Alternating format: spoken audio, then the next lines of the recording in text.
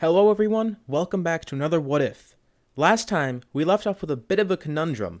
Raditz was tied up and being held by his tail as our heroes were trying to get info about who he was and why he was here, and their somewhat goofy plan kinda worked. I left a poll on the last part deciding what would happen to Raditz, whether he would escape as an enemy, be killed, or be spared and become an ally, and an overwhelming majority voted for him to be spared and become an ally. However, the process of him being an ally won't be immediate, obviously. And don't worry about this being unoriginal. I'm gonna keep the story realistic with Raditz being good, and still keep it original from what Moscow X did from his version of Raditz becoming good. And even with that, he's not the main focus of this story, it's Chi-Chi being a Z-fighter, which caused this to happen in the first place. So let's get back into the story. During the interrogation, Raditz begins telling them all about the other two Saiyans, Nappa and Vegeta. They're able to learn from him that they're more powerful than Raditz, and how Raditz was kind of the weakling of the group. Goku is able to sense that by saying this, Raditz isn't exactly accepted by the other Saiyans, and he refers to himself as a weakling because of this. After getting info from Raditz, the group decides that they know enough, and they'll likely outmatch him collectively because of him being weakened. And not knowing what to do, Goku just gives the signal to Piccolo and Chi-Chi, who reluctantly let his tail go, as they untie Raditz as well. Goku tells Raditz that he wants to give him another chance.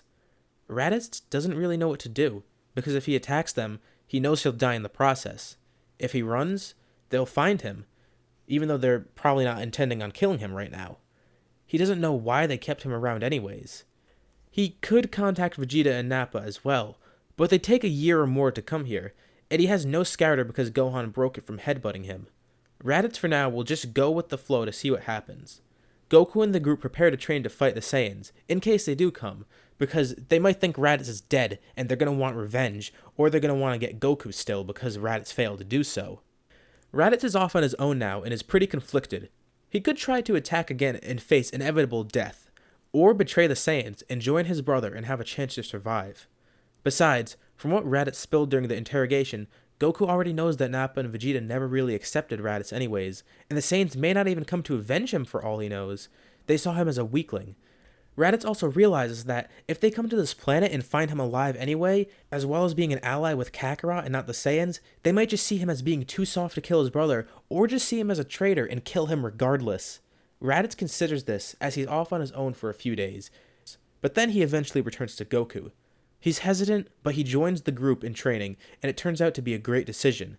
He may not like this situation, but he's slowly becoming stronger, even though there's a lot of tension in the group.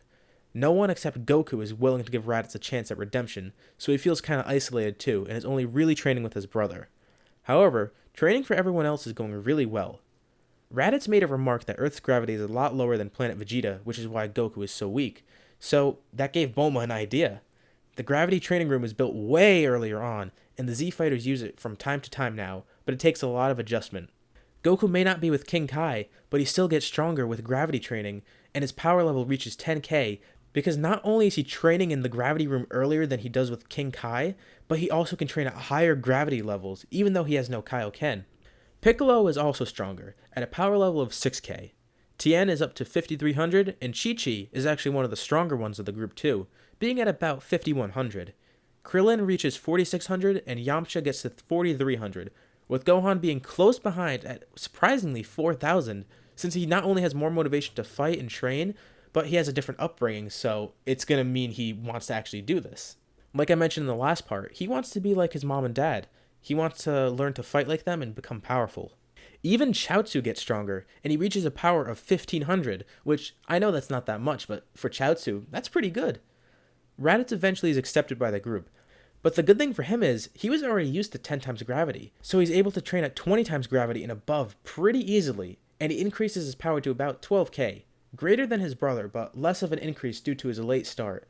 He's not entirely good yet, he's mainly doing this for himself to keep him alive, but he's able to grow somewhat of a relationship with Kakarot, who is very forgiving of him. The rest of the group doesn't fully accept him yet either, but they eventually do over time, and while they don't completely trust them, they at least feel like they have a common enemy. Why else would Raditz be training with them, right? Well, Raditz isn't too keen on fighting the two Saiyans yet, but given the circumstances he realizes that it might be the only outcome, because of the reasons I stated before. Besides that, after all the times that he's been called a weakling, he wants to prove them wrong. Over this time, he learns to sense and suppress ki, much like everyone else. The year passes, and the Saiyans actually do end up arriving. They're not here to avenge Raditz, no. They don't care about that weakling. They're here for Kakarot. The group that's going there is a bit different. Gohan and the humans are there like normal, with the addition of Goku and Chi-Chi since Goku's not dead or on Snake Way. Raditz isn't actually there this time because he's panicking. Why is that? Didn't he join Goku? He knows Vegeta is more powerful than him, and even with their combined powers, Vegeta can become a great ape and overpower them. And he doesn't actually know how they'll react by seeing him here, or if he should even fight them at all. He had a year to think about this, but he's not even sure if he should go through with it. For now, he's staying at Capsule Corp trying to sense power levels as everyone fights, unsure if he should stay out of the fight or become a traitor to the Saiyans. Goku decides to leave the group briefly before they arrive at the battlefield to try and convince Raditz to join them, and if there's any trouble, he's not too far and he'll be able to get back quickly enough in case something goes wrong. The Z-Fighters and the Saiyans end up meeting. Vegeta actually stays back for a bit since he doesn't want to attack anyone except for Kakarot anyways, so he lets Nappa have all the fun. Nappa sees here that everyone is weak because their powers are suppressed, with the strongest being Piccolo at a mere 2,000, which is nothing to them. So he starts by having some fun and planting some Cybermen, with Yamcha getting really cocky and trying to take them out himself. This time though, he does it, although he gets a little injured. He's able to kill 4 of the Cybermen, with one of them actually jumping on his back and trying to blow himself up. Yamcha is quickly able to raise his power before it explodes, and he survives, although it does kinda hurt, and he's actually almost knocked unconscious. He's gonna just stay out of the fight for a bit. So much for Yamcha trying to be cool, but at least he's alive. Krillin then easily dispatches the remaining Cybermen, and then the group is deciding who should attack Nappa. Nappa's getting pretty impatient and angry. He saw Yamcha's power level rise in that brief moment, and he wasn't sure why it did that, or if that was just the Cybermen that he was detecting. And he also sees that the group is disrespecting him, so he gets really angry, since he sees that they're treating him as a game since they just want to decide who fights him first. He gets really angry, and he starts off by launching an attack at Gohan since he's a child and he thinks Gohan is the weakest. But that's a pretty bad mistake. It catches Gohan off guard, but he turns around quick and he catches the blast, throws it up in the air, and it knocks him back a little bit, but he's fine, he's pretty much uninjured. But because someone tried to attack her son, Chi-Chi is furious, and her power actually shoots up to 6,000 because Nappa had the audacity to attack her child.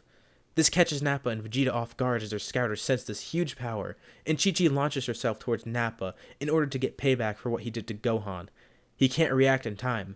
Chi-Chi performs a combo of punches and kicks, and eventually launches him up into the air, jumps up to catch him, and fling him back down to the ground like a volleyball. She finishes off this combo with a Kamehameha. Nappa is pretty badly injured, and he tries to stand up. In a fit of rage, Vegeta curses and kills Nappa before he can even get up. He thinks he's too weak. "He was dead weight. I'll kill the woman by myself." Back at Capsule Corp, Goku is talking to Raditz, trying to convince him to join the fight. He tells him to focus on the power levels and see what's going on, and then Raditz senses something that changes his mind instantly. He senses Vegeta killing Nappa.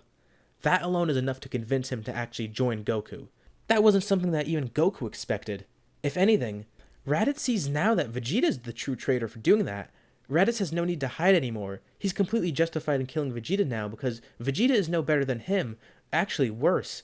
Vegeta actually killed one of the fellow Saiyans. Raditz was only contemplating it, and now this is another good reason for Raditz to actually turn against the Saiyan. The two then head back to the battle. Vegeta powers up, and the entire group also does in response. Piccolo, Tien, and Chi-Chi alone have enough power to nearly match Vegeta's 18,000, just under it. And even with Yamcha knocked out, Krillin, Chaozu, and Gohan put them way over that power level. The group launches a coordinated attack from all sides, with Vegeta first dodging some hits from the weaker ones, but then he eventually loses track of everything since he's being attacked by 6 people at once from all sides, all of whom are moving in perfect synergy. Just when he thinks he'll be punched in one side, he gets kicked in another, then a hit to his back, then a head, and then his arm, and then his stomach. He's losing track. He's getting hit everywhere, and then he gets beaten down even further. They beat him into the ground until he's nearly unconscious. Has Vegeta actually lost? Not yet. He weakly stands up, and he chuckles to himself. "Was that really all you guys had?" He prepares a power ball in his hand, as everyone puts their guard up, thinking he's about to blow them up or something, only for him to instead take that ball of ki and fling it up into the air rather than at them. They're very confused at the moment, but then they see Vegeta begin to grow larger and larger and larger. Goku and Raditz sense this from far away, and they realize what's going on. And this is where we're going to leave off on this part for now. Will Goku and Raditz arrive in time to help the group and stop Vegeta's rampage? Will they be able to defeat Vegeta in his Great Ape form? How will the next part go? Let me know in the comments below. And as usual, leave a like if you liked the video, and subscribe and hit the bell icon to support this channel and be notified of the rest of this What If and other videos that I make in the future. Thank you all for watching, and I'll see you on the next part.